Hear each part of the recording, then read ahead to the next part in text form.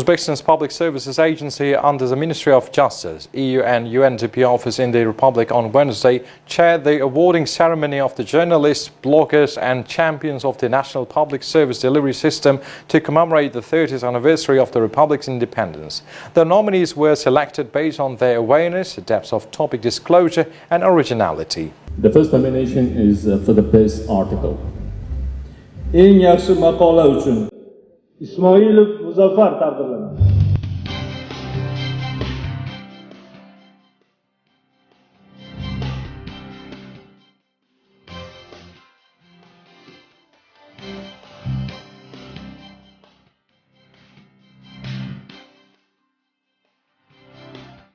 First of all, I would like to extend my gratitude to the EU office in Uzbekistan and the UNDP for the recognition of that small piece covered by me. And secondly, I would like to notice that huge reforms are underway in Uzbekistan. We have such a beautiful country, and not all journalists, not all people engaged in this sphere do their best to cover these reforms. So the world community, the global community, has to be aware of what is happening in Uzbekistan, about the business climate, about the reforms, about how beautiful country we have. So our goal as journalists is to fill this gap. The digitalization of information serves to enhance citizens' awareness of their rights, obligations, options and alternatives and strengthen demands for greater accountability from the public sector. However, the power of accountability is significantly reduced if citizens are unable to measure their government's performance in a meaningful way. With this in mind, it is important to give value to nationals contributing to the promotion of public service centers. What kind of challenges you can have is that, of course, the digitalization is something where you have to be sure that everybody has access, that there's no digital divide, and that can be a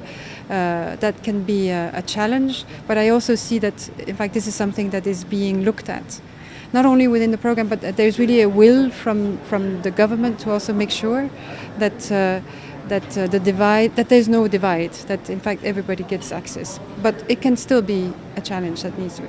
Another challenge, of course, is that you need to have everybody on board.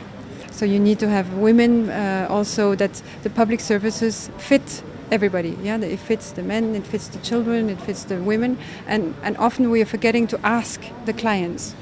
But I see this is also something that is being looked at now. So it might be a challenge, but it might be a risk. But the risk seem to be looked at and mitigated.